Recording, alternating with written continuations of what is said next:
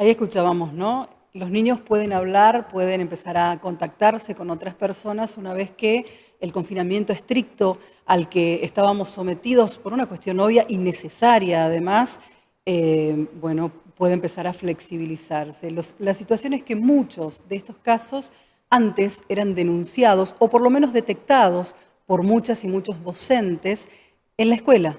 No estaban concurriendo a la escuela, era la virtualidad la única o una de las pocas herramientas que los acercaba. Era imposible contar algo así a un docente en esas condiciones.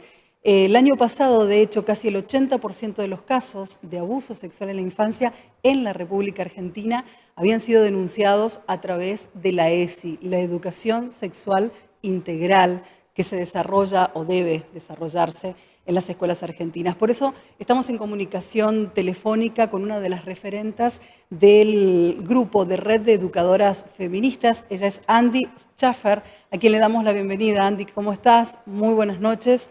Muchas gracias por atendernos. ¿Cómo están analizando esto que se conoció el día de hoy? ¿Nos podés escuchar? Bien, nosotras, sí, ¿me escuchás? Sí, ¿Vos a sí, mí? hay un pequeño delay, solo eso. Ok, sí, a ver, es un tema gravemente preocupante.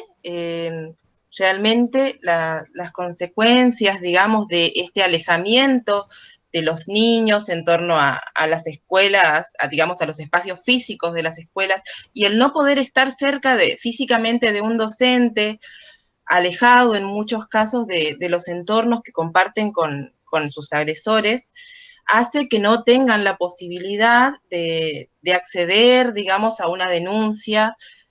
También hay que pensar, digamos, que la importante que es la ESI en esta cuestión, la posibilidad de tener información correcta en torno a nuestros cuerpos, en torno al respeto a nuestros cuerpos, a saber qué es una agresión. Muchos de los niños que hoy en día están sufriendo abusos en sus casas o en otros entornos, que están aislados con las personas que les hacen daño, no están pudiendo en este momento acceder primero a una ESI correctamente, porque muchas veces el camino se ve truncado para dar una educación sexual integral correcta que llegue a las casas, y también no cuentan con la presencia de aquellos docentes que en años anteriores, como funcionarios que somos los docentes de la educación, como garantes de los derechos de los niños y niñas y adolescentes, los acompañábamos a hacer las denuncias o nos dábamos cuenta de las cuestiones que giran en torno a la vivencia corporal de los niños, niñas y adolescentes. Hay cifras realmente alarmantes. Por ejemplo, a ver, el Ministerio Público Tutelar eh, dice que cerca del 70 y el 80% de los niños, niñas y adolescentes que pudieron denunciar los abusos sexuales fue gracias a la ESI, al Ujú. acompañamiento de los docentes. Entonces, en este momento, encontrarnos con la suba de números en torno al abuso sexual es una cuestión sumamente preocupante.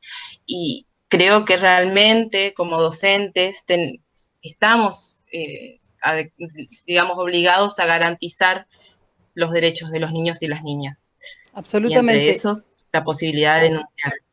Esa posibilidad de denunciar, de acuerdo a la legislación vigente, no solo para docentes, sino, por ejemplo, también para aquellos médicos que puedan atenderlos en muchos casos, ¿no se trasluce Claro, en una obligación? es una obligación, definitivamente. Nosotros como docentes tenemos directamente protocolos para actuar en el caso de que notemos o que podamos percibir. A ver, tenemos mucha capacitación también por parte del Estado, por parte del Infod, por parte del Planenia, para poder darnos cuenta de estas Claro. situaciones y para poder acompañar. ¿Y Pero el esto puede ser, por docente, ejemplo, detectado de manera virtual o es mucho más difícil? a ver, la situación virtual siempre es más complicado. Hay que pensar que un niño, niña, adolescente que, por ejemplo, está en su casa en este momento y su agresor convive con él, el año pasado se notó que el 53% de los niños que son niños y niñas que son abusados convive con su agresor. Claro. Así que si vos convivís con tu agresor y estás teniendo una clase virtual y tu agresor está detrás tuyo, es mucho más difícil denunciar y poder decir, señor, me pasa esto, Claro.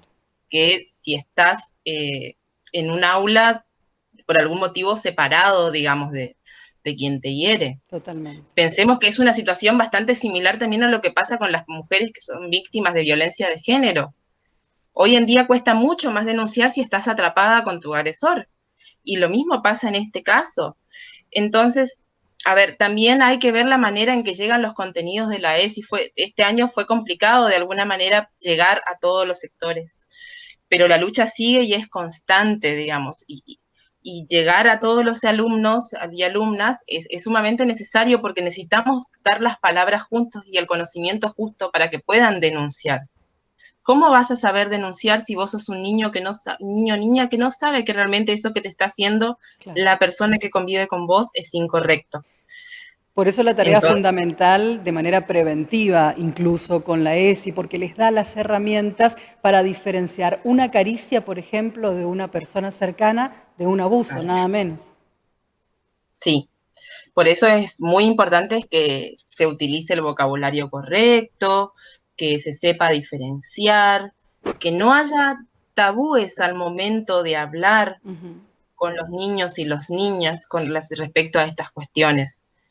Porque muchas veces, por más de que algunos docentes o si en determinadas situaciones se tengan resistencias, le está salvando la vida a un niño o una niña. Nada menos.